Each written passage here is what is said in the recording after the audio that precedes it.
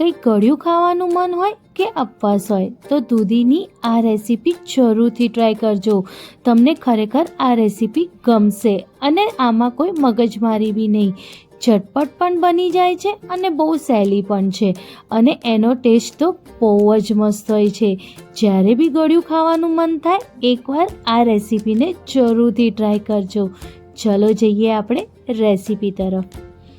સૌ પ્રથમ મેં અહીંયા 2 કિલો જેટલી દૂધી લીધી છે. દૂધીની પસંદગી આપણે આવી રીતે લાંબી અને કડક કરવાની છે. અગર તમારી દૂધી વચ્ચેથી પોચી હશે તો એમાં બહુ બધા બિયા આવશે તો આ રેસીપી સારી નહીં બને. એટલે જેમાં બિયા ઓછા હોય એવી દૂધીની પસંદગી આપણે કરવાની છે. એટલે આપણે આવી રીતે લાંબી અને કડક દૂધીની પસંદગી કરવાની છે. પહેલાં આપણે એને સરસ રીતે વોશ કરી લેવાનું છે અને હવે આવી રીતે એની છાલ કાઢી લેવાની છે અને ઉપરથી અને નીચે સાઈડથી આવી રીતે આપણે એને પહેલાં કટ કરી લેવાનું છે. હવે આપણે એના નાના નાના ગોળ ગોળ પીસ કટ કરીશું.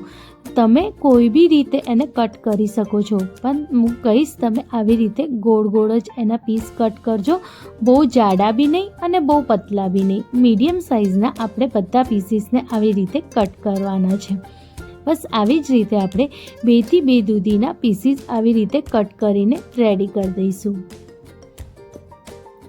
જો હું તમને બતાવું, અગર આવી રીતે કડક દૂધી હશે તો વચ્ચે સહેજ બી બી નહીં હોય અને જો કદાચ તમારી દૂધીમાં બિયા હોય તો બિયા વચ્ચેથી કાઢીને જ દૂધીનો ઉપયોગ કરજો. આવી રીતે બધા પીસીસને આપણે કટ કરીને રેડી કરી દઈશું. હવે આપણે ગેસ ઉપર એક કુકર લઈશું. એમાં અડધી વાટકી જેટલું આપણે દેશી ગાયનું ઘી એડ કરવાનું છે અને એને હવે એકદમ સરસ રીતે ગરમ કરવાનું છે. જ્યારે ઘી ઓગળી જાય અને ગરમ થઈ જાય તો જે આપણે દૂધી કટ કરી હતી બધાને આપણે હવે આની જોડે આપણે મિક્સ કરી દઈશું. દૂધી એડ કર્યા પછી 2 ચપટી જેટલું આપણે આમાં કેસર એડ કરવાનું છે અને સરસ રીતે હવે આપણે બધાને મિક્સ કરી લેવાનું છે, ઘીને અને દૂધીને, જેથી બધી ઘી દૂધી જોડે સરસ રીતે મિક્સ થઈ જાય. અને હવે આપણે એને ઘીમાં શેકવાનું છે. આપણે જ્યાં સુધી શેકવાનું છે જ્યાં સુધી જે દૂધીનું કલર છે એ થોડું ચેન્જ ના થઈ જાય ત્યાં સુધી આપણે દૂધીને સરસ રીતે શેકવાની છે.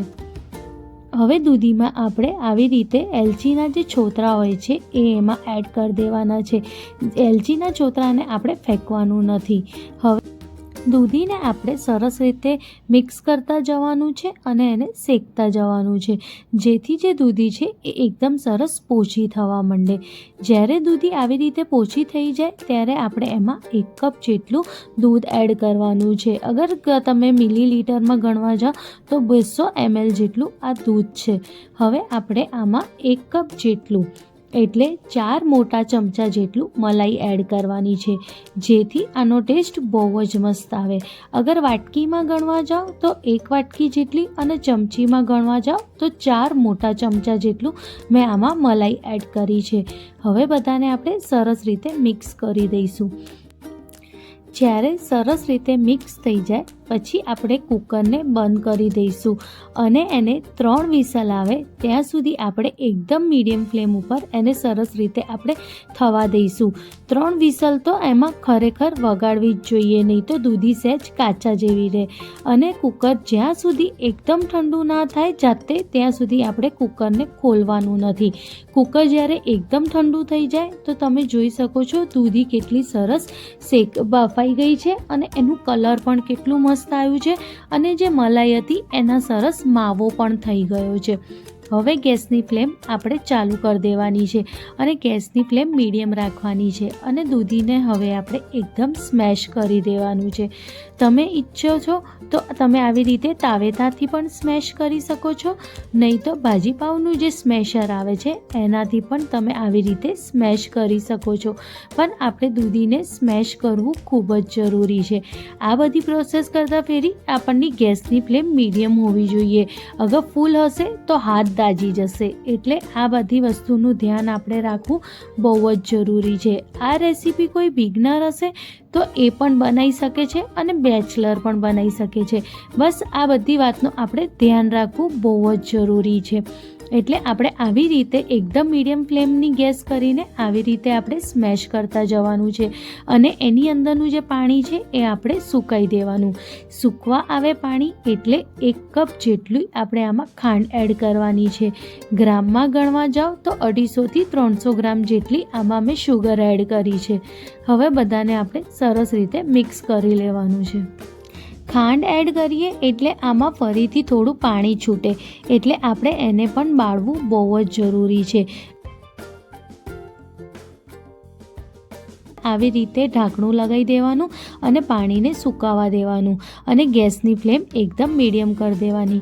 જ્યાં સુધી આપણે ડ્રાયફ્રૂટને શેકી લઈશું. એના માટે મેં અડધી ચમચી જેટલું ઘી લીધું છે અને મનગમતું તમારું જે બી ડ્રાયફ્રૂટ હોય એ લઈ લેવાનું અને આવી રીતે આપણે શેકી લેવાનું. જ્યારે આપણે ડ્રાયફ્રૂટ શેકીએ તો એની અંદર સરસ એક ક્રિસ્પીનેસ અને ક્રન્ચીનેસ આવે, તે એ ડ્રાયફ્રૂટ ખાવાની બહુ સરસ લાગે. એટલે આવી રીતે શેકીને નાખશો તો ડ્રાયફ્રૂટ ખાવામાં પણ સરસ લાગશે.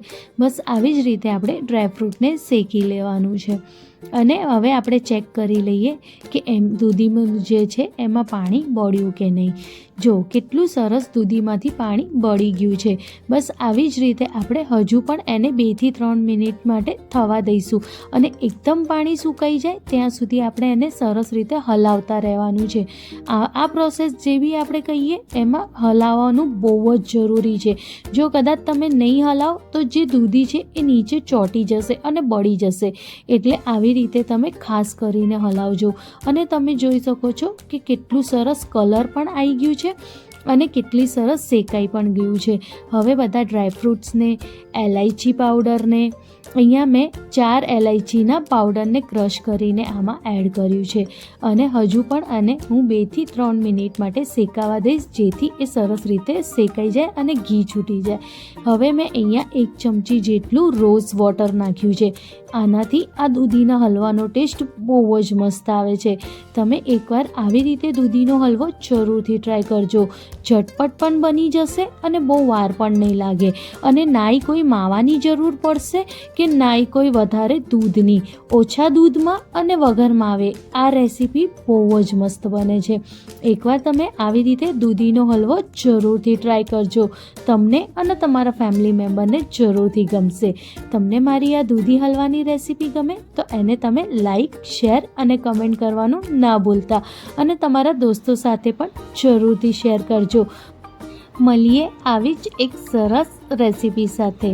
Thank you.